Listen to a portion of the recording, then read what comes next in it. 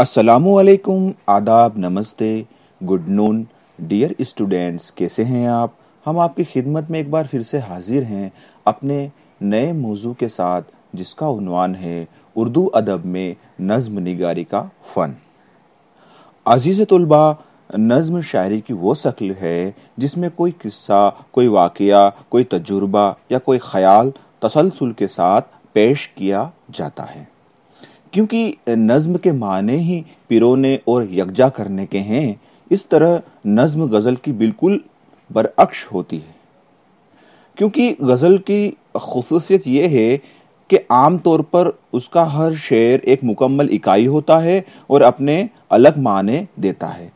इसे रेज़ा ख़याली का नाम देकर सिनफ़ गज़ल पर शदीद एतराज़ात किए गए हैं। पेशगोई की गई कि गज़ल ने तसलसल बयान की सिफत न अपनाई तो ये अपनी मौत आप मर जाएगी। मगर दुनिया ने देखा कि गज़ल अपनी तमाम खुसूसियत के साथ जिंदा रही।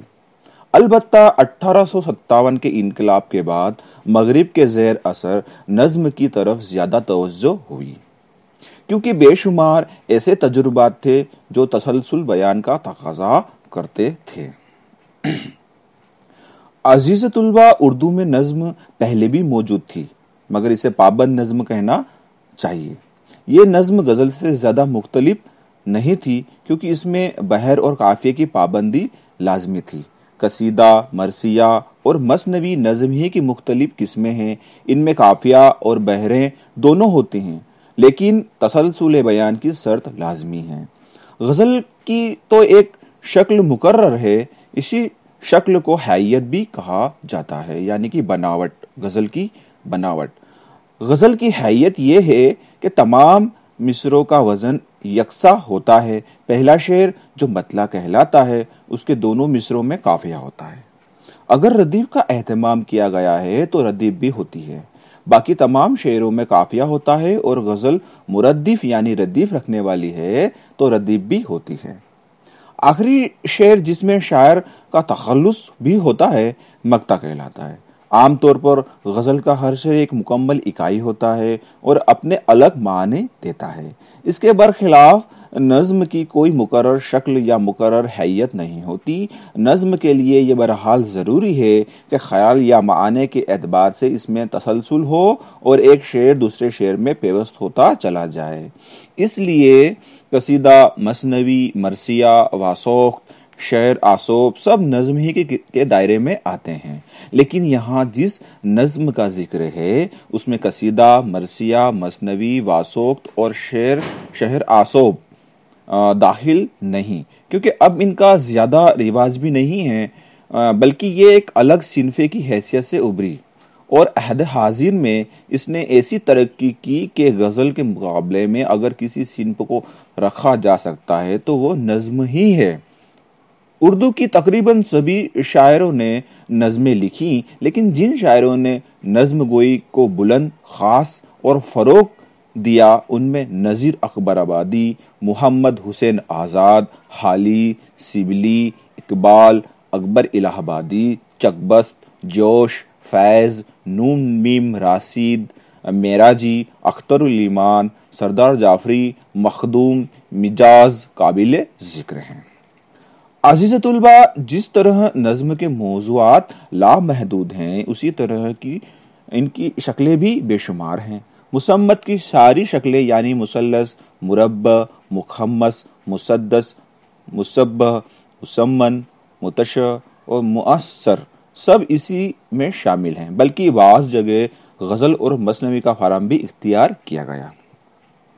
तरकीब बंद और तरजीह बंद भी इसमें शामिल है। नज़्म मुअर्रा और आज़ाद नज़्म मगरिब भी असर से उर्दू में रिवाज पाने वाली हैयतें हैं। गीत भी नज़्म की एक शक्ल है। उर्दू में इसका रिवाज हिंदी शायरी का रहने मिन्नत है। अजीज़ तुलबा, आइए अब नमूने के तौर पर देखें कि नज़्म ने कौन कौन सी शक्लें इख्तियार की। उनमें पहली शक्ल है गज़ल। गज़ल का फार्म नज़्म से कतई मुख्तलिफ है, लेकिन नज़्म ने इसका अक्सर इस्तेमाल किया है। मिसाल के तौर पर इकबाल का तराना सारे जहां से अच्छा हिंदोस्तां हमारा, ایک نظم ہے لیکن شاعر نے غزل کا فارم اختیار کیا ہے۔ دوسرا ہے مثنوی۔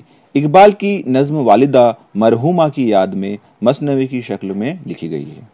تیسرا ترکیب بند، اس میں غزل کا انداز اختیار کیا جاتا ہے۔ نظم کا ہر بند غزل کی شکل میں ہوتا ہے لیکن ہر بند کا آخری شعر دوسرے قافیے میں ہوتا ہے۔ ترجیح بند، یہ ترکیب بند کی طرح ہی ہوتا ہے، فرق صرف اتنا ہے کہ ترکیب بند میں ٹیپ کا شعر ہر بند میں الگ ہوتا ہے، جبکہ ترجیح بند میں ٹیپ کا ایک ہی شعر ہر بند کے آخر میں دہرایا جاتا ہے۔ چوتھا ہے مستضاد۔ مستضاد وہ شکل ہے جس میں ہر مصرعے کے بعد ایک چھوٹا سا ٹکڑا بڑھا دیا جاتا ہے۔ پانچواں قطع۔ قطعے میں غزل کی شکل کا اختیار کی جاتی ہے لیکن غزل کے برخلاف اس کے معنی میں تسلسل ہوتا ہے۔ مسمت۔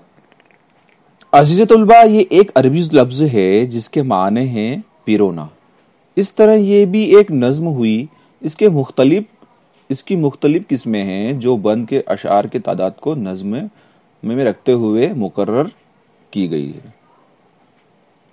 وہ قسمیں یہ ہیں، پہلی ہے مثلث یعنی 3 مصروں کا بند، مربع 4 مصروں کا بند، مخمس 5 مصروں کا بند، مسدس 6 مصروں کا بند۔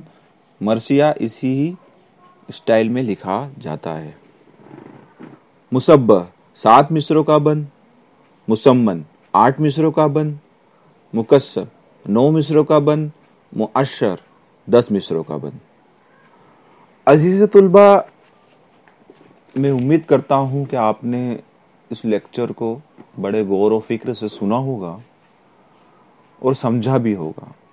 اگر کچھ املا جملہ میں غلطی ہو رہی ہے تو معاف کیجیے گا اور بڑے غور و فکر سے سن کر اس کو سمجھنے کی کوشش کیجیے گا، اور ساتھ ہی اس کووڈ-19 کی مہاماری کے دور میں اپنے آپ کی حفاظت کریں، اپنے پریوار کی حفاظت کریں، اپنے سماج کی حفاظت کریں، اپنے دیش کی حفاظت کریں۔ وہ کیسے؟ بنا وجہ کے باہر نہ نکل کر۔ اگر آپ کو کوئی کام ہو تبھی نکلیں، ورنہ آپ زیادہ سے زیادہ وقت اپنے گھر کے اندر بتائیں، اسٹڈی کریں تاکہ آپ اپنے مستقبل کو بنا سکیں۔ اسی کے ساتھ میں اپنی بات کو یہیں ختم کرتا ہوں اور امید کرتا ہوں کہ آپ لگاتار ہمارے کالج کی یوٹیوب چینل کو سن رہے ہوں گے، سمجھ رہے ہوں گے۔ تھینکس، اللہ حافظ۔